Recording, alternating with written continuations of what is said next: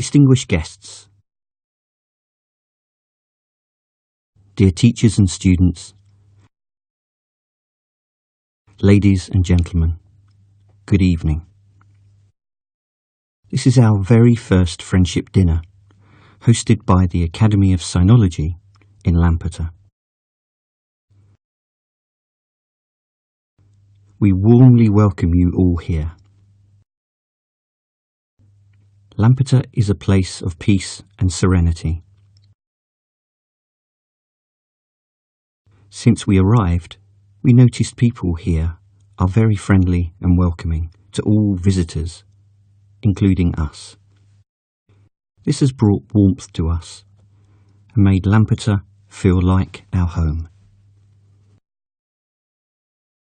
We are very grateful for your friendship indeed.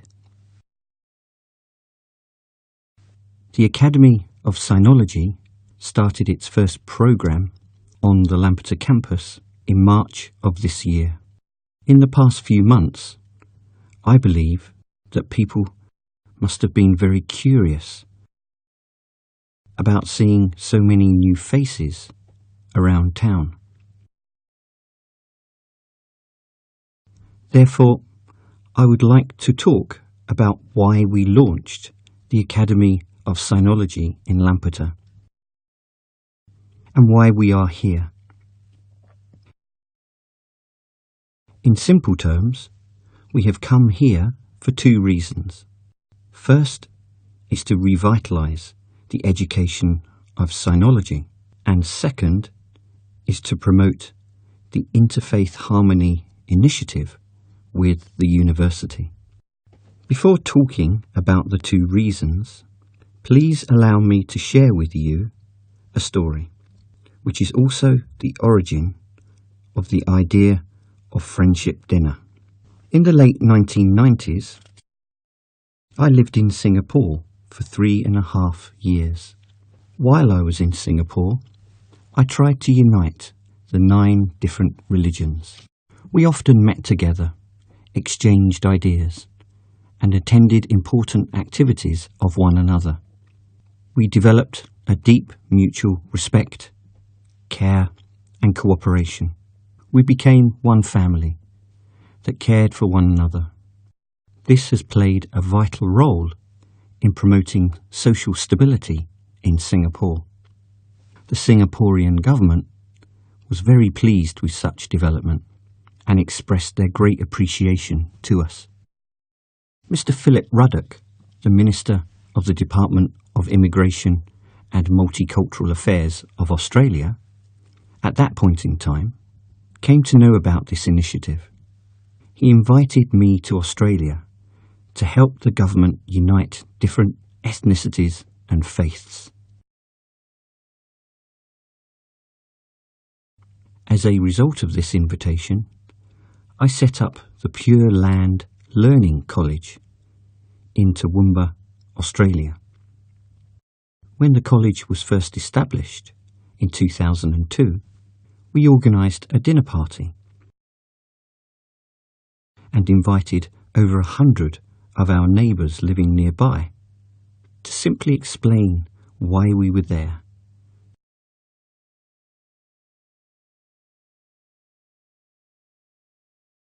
Which was to unite people with different cultures and religions.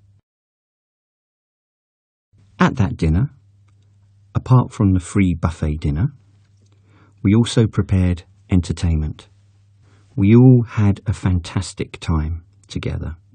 Our neighbours were so pleased with the event that they asked me, "Can we hold more events like this in the future?" This prompted us to hold friendship dinners every Saturday in Toowoomba ever since. We have now been holding friendship dinners every Saturday for the past 15 years.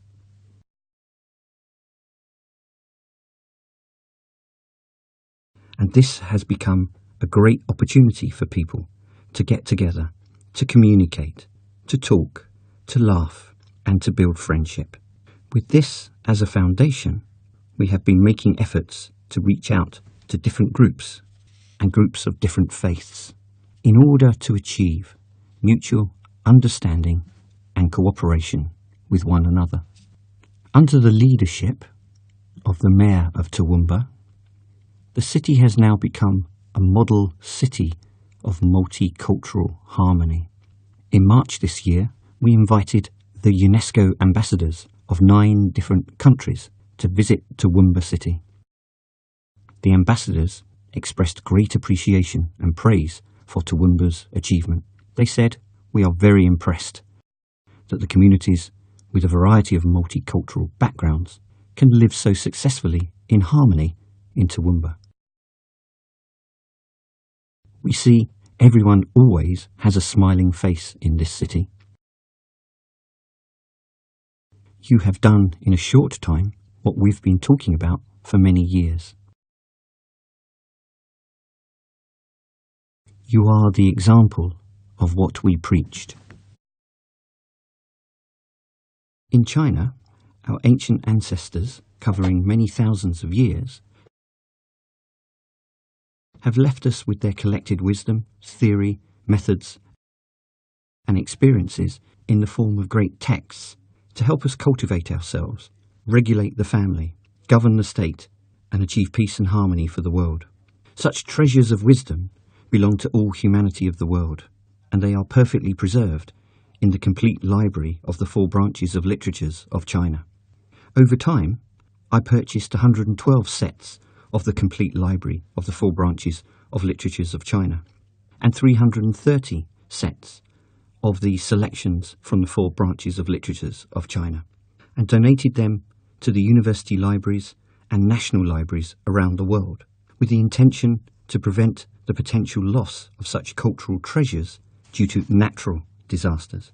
However, this complete library of the 4 branches of literatures of China is written in classical Chinese, and the majority of Chinese people nowadays cannot read classical Chinese.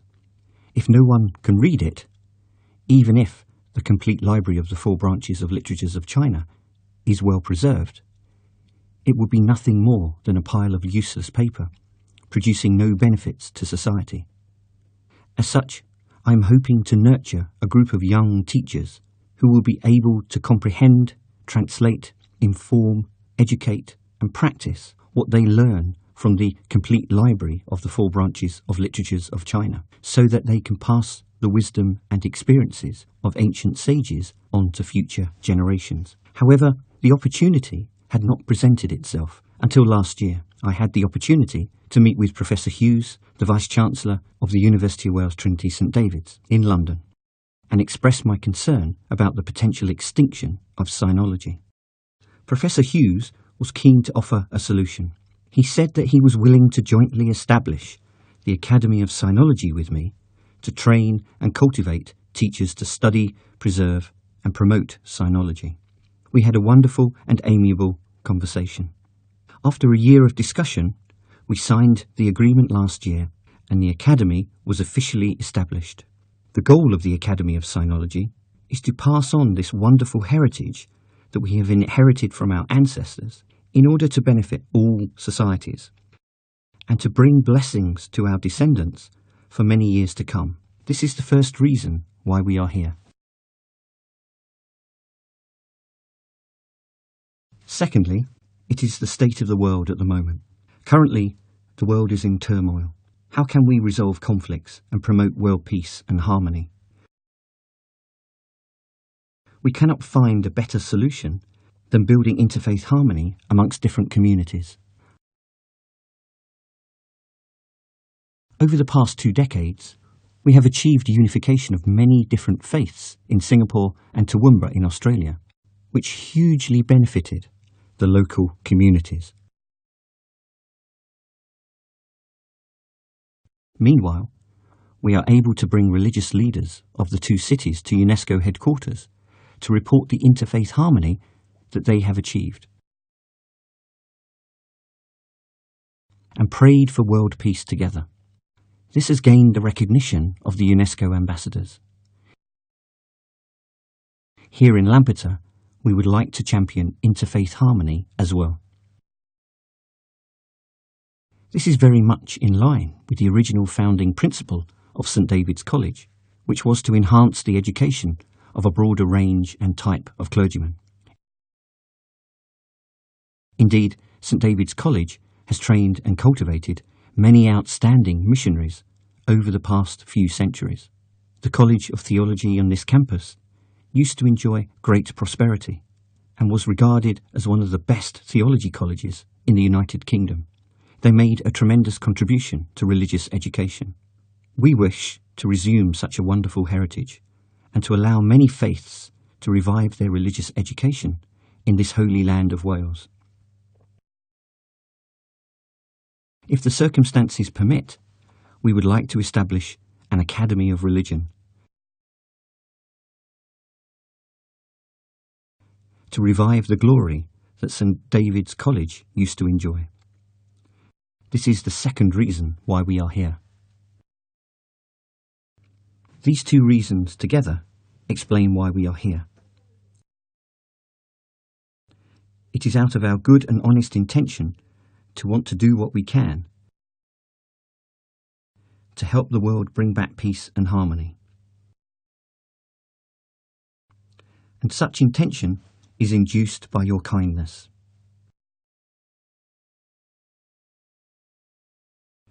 The Deputy Vice-Chancellor of Oxford University once came here to visit me. He asked me why I chose to collaborate with this university in Lampeter. I told him that it is God's grace. It is indeed the case. I truly believe that our meeting today is also God's grace. So let's express our gratitude to God, to ancestors, and to all the people who made our meeting today in Lampeter possible. I wish all of you peace, happiness, great wisdom and longevity. Thank you very much.